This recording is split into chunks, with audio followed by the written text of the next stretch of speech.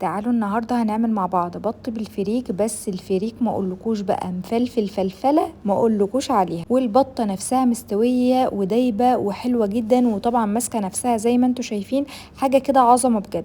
تعالوا بقى نشوف الفريك المفلفل ده عملناه ازاي، والتركات اللي عملتها علشان اخليه مفلفل بالجمال ده. اول حاجه جبت معلقه سمنه فلاحي كده وحطيتها في طاسه، وحطيت عليها فصين من المستكه، ونزلت عليهم بصلايه كبيره متقطعه على الايد كده، تكون يعني متقطعه خشن، ممكن تعمليها في الكبه بس ما تضربيهاش قوي. بعد كده نزلت عليها بكوبايتين من الفريك يكون مغسول فقط ومتصفي من الميه، بس يا ريت تقللوا شويه عن كوبايتين. البطه بتاعتي كانت 3 كيلو، انا حطيت كوبايتين فزاد منها شويه، يعني ممكن نحط كوبايتين الا ربع هيبقى مناسب جدا. بعد كده حطيت معلقه من الفلفل الاسود، ونص معلقه من الكمون، ومعلقه صغيره مليانه من الملح. هنقلب الكلام ده مع بعض شويه حلوين كده حوالي 10 دقايق، مش هنحط اي ميه خالص، وده لان البطه هتقعد حوالي ساعتين وممكن اكتر على النار، فمش محتاجين نسويه اكتر من كده، مجرد بس 10 دقايق تشويح وخلاص على كده.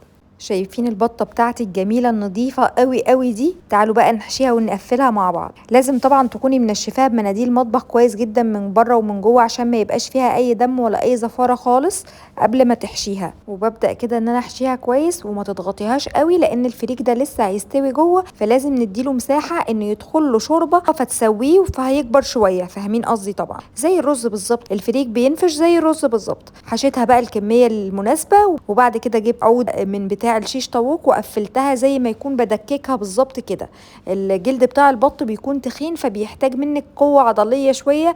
لو مش هتقدري تعملي كده ممكن تخيطيها بابره وخيط عادي جدا. وطبعا بقفلها كويس جدا جدا، ومن فوق الرقبه كانت مقطوعه، فانا بصراحه ربطتها بس بخيط، يعني عملت لها كده رباط مش اكتر من كده، علشان طبعا تكون مغلقه من فوق عشان الفريك ما يخرجش مش اكتر. تمام كده. هنجيب بقى حله كبيره علشان نسلق فيها البطه، بحط فيها برضو معلقه من السمنه وفصين من المستكه، وابدا ان انا اشوح البطه كده من كل الاتجاهات علشان تتشوح كويس قوي. وبعد كده هبدا انزل بالميه المغليه. طبعا انا كنت بغلي جنبي ميه في حله، وكمان الكتل عشان طبعا محتاجه ميه كتير. بغطيها كويس جدا بالميه. طبعا انتوا شايفين البط ده نوعه شويه فيه دهون. دلوقتي برضو هشيل الوش ده، مش هسيبه كده طبعا.